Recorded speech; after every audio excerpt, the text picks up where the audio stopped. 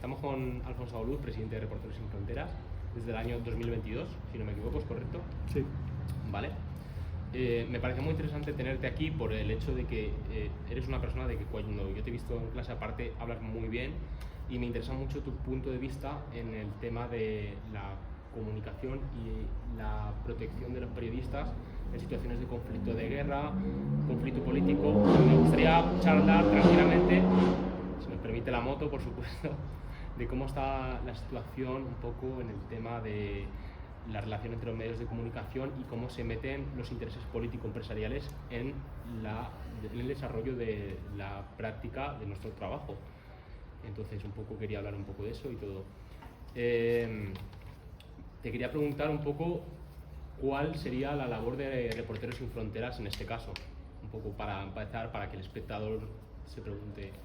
Bueno, o sea, nosotros, digamos, lo que tiene que ver con las líneas editoriales de los medios las respetamos como no puede ser de otra manera. Es decir, somos una organización que defiende los derechos humanos, que defiende la libertad de prensa y obviamente los proyectos editoriales son conformes a quienes deciden emprender un proyecto editorial, sea el medio informativo que sea, en el formato. Nosotros sobre eso no entramos. Nosotros, por ejemplo, sí denunciamos la falta de respaldo que pueden tener periodistas en zonas de riesgo. Eso sí lo denunciamos. O nosotros en nuestros informes donde hacemos la clasificación, a partir de 5 criterios determinamos cómo ubicamos ese país en el conjunto del mundo. Esto se hace mediante encuestas cualitativas de expertos que nos contestan a una serie de preguntas en los distintos países que tienen que ver con la situación legal, con la situación política, la situación económica, la seguridad de los periodistas, etc. Entonces estos informes, si tú te quieres comparar con los mejores países, no tienes que estar lejos a la hora de ser, digamos, incorporado en estos índices que nosotros hacemos. Entonces, claro, si tú perteneces a la industria de un país, el que sea, que está muy alejado de los de tu entorno, de los que tú aspiras a estar, empieza a hacerte mirar qué es lo que estás haciendo mal.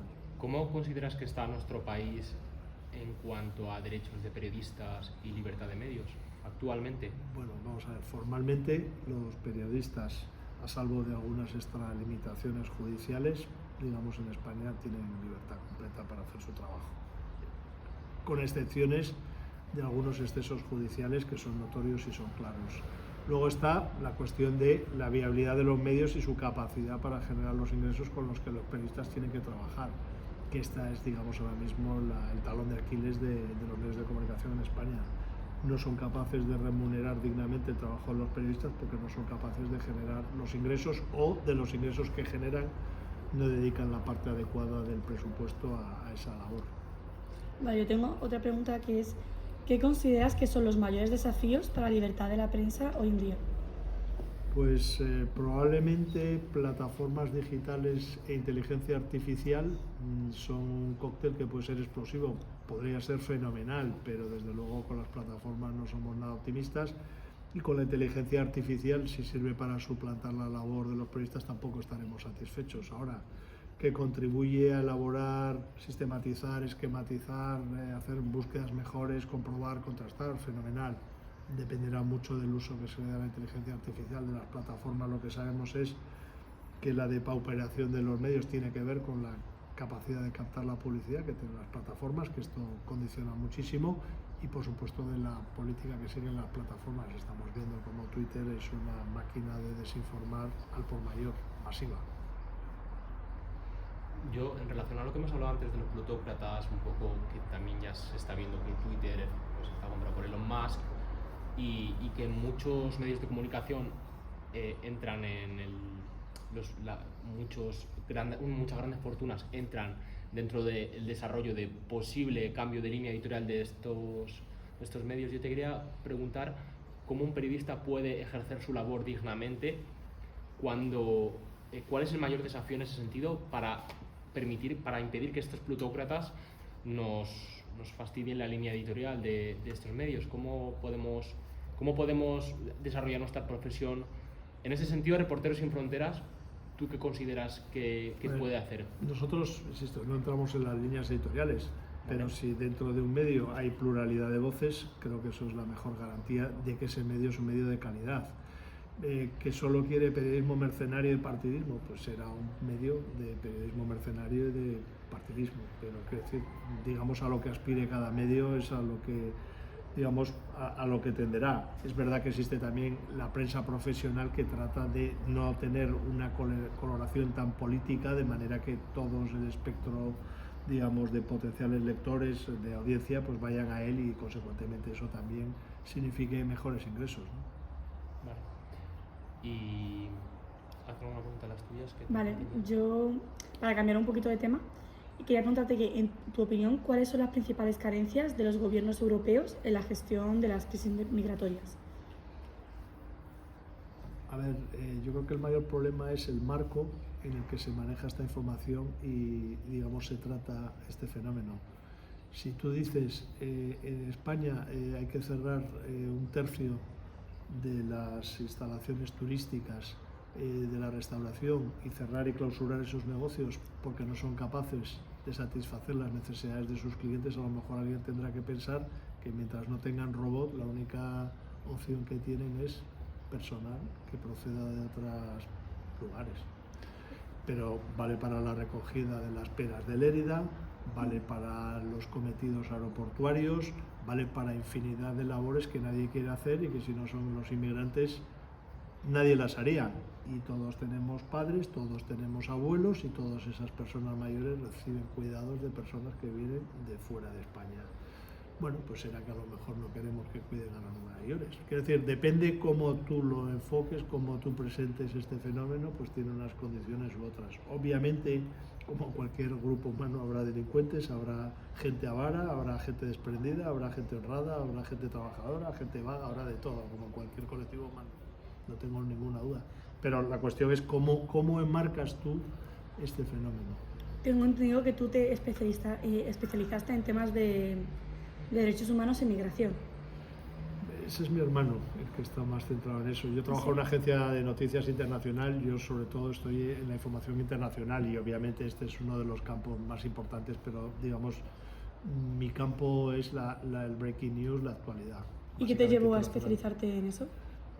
Bueno, yo empecé haciendo periodismo local en Asturias, luego seguí haciendo periodismo de sucesos cuando entré en EFE, luego me ofrecieron irme a trabajar a África, me fui a trabajar a África, pues me pareció interesante y luego pues he estado trabajando pues, digamos, en distintos lugares del mundo como corresponsal y como enviado especial. Yo te quería preguntar un poco en esa relación en viajes que has tenido como corresponsal, como por ejemplo en Irak, ¿qué te llamó la atención del desarrollo de tu profesión que no habías visto a lo mejor estando trabajando en España cuando tú estuviste ahí? ¿Qué diferencia hay entre ser corresponsal, que bueno, obviamente ya la sabemos, tú estás en el lugar desplazado, pero a nivel personal y profesional, ¿cómo te sentiste siendo periodista en Irak, por ejemplo, a cómo te sentiste desarrollando tu profesión, cómo la puedes desarrollar en EFE o en otro sitio en nuestro país? Hombre, a ver, la responsabilidad informativa que tienes es enorme y eso significa mucha presión informativa, presión de llegar y una competencia brutal, pero a la vez significa que puedes poner a funcionar todo tu mejor saber hacer, todo lo que has aprendido y por supuesto competir sin ningún sentimiento de inferioridad en absoluto, aunque numéricamente sean 40 veces más que tú, no, sin complejos. Entonces, es decir, poner a prueba tus capacidades, yo creo que ese es el reto en situaciones, digamos, o en coberturas de esa envergadura, es ver si estás a ese nivel y si puedes competir y, por supuesto, si lo haces sin ningún complejo. Vale, y como última pregunta, para no enrollarnos más. Para no, Elon Musk. Elon Musk. En el contexto de lo que son ahora actualmente el desarrollo de las guerras, la inteligencia artificial, todos esos conflictos que actualmente, bueno, guerra siempre ha habido, pero actualmente pues con el tema de pues eso, Palestina, Israel y el desarrollo de que muchos países se están metiendo en el conflicto. Bueno, por otro lado tenemos posible potencial escalada bélica entre China, Taiwán, luego Rusia, Ucrania. Y luego también tenemos la inteligencia artificial, todas esas pequeñas cosas que van marcando nuestro día a día en mayor o menor medida. ¿Cómo se propone Reporteros Sin Fronteras actuar en los años que vienen para que los periodistas puedan protegerse en situaciones de, pues eso, inteligencia artificial desmedida o posibles conflictos venideros que son más agresivos que los anteriores, yo creo, en cuanto a que los gobiernos están mucho más en un grupo, ¿no?, por así decirlo? Bueno, vamos a ver, la capacidad de proveer seguridad a los periodistas sobre el terreno, evidentemente depende sobre todo del grado de, digamos, de violencia que esté ocurriendo en cada lugar, en cada momento. Ahora mismo estamos viendo cómo en Líbano los drones están vigilando a los periodistas, saben perfectamente quiénes son y dónde están. Es decir, esa vigilancia extrema, que en este caso está haciendo Israel, la pueden hacer otros contendientes porque cada vez la economía del dron es más barato y el seguimiento y la utilización de los drones cada vez es mayor. Pues es uno de los grandísimos retos. No sé si tendremos que ver la manera de, digamos, desactivar esos drones, pero claro, eso puede significar que nos consideren combatientes. Es un dilema muy complejo que ahora mismo no te sabría decir si tenemos respuesta para eso. Obviamente la presión sobre los contendientes, la presión política, la presión social, la presión mediática, todos esos elementos también coadyuvan, pero obviamente hay dictaduras y obviamente lo que diga la prensa occidental o la prensa internacional se la trae al pairo. Bueno, pues digamos, tendremos que ir viendo en cada momento cuáles son los recursos que están disponibles y cuáles son los mecanismos que ayudan a mejorar la seguridad, pero de todas formas en una guerra no existe la seguridad. Claro, y ya para cerrar la última pregunta que me ha llamado la atención, en una dictadura, ¿qué papel tiene Reporteros Sin Fronteras en el sentido de que si a lo mejor quieres enviar chalecos antibalas o quieres proteger a los periodistas de una o de otra forma, supongo que habrá impedimentos para ello? ¿Cómo podéis hacer para trabajar en eso? El papel del periodista es resolver siempre problemas, dificultades, y para nosotros esto no es nada ajeno, resolver problemas y dificultades, pues buscarte la vida. Bueno, pues no puede cerrarse la entrevista de mejor manera. Muchísimas gracias, Alfonso. Nosotros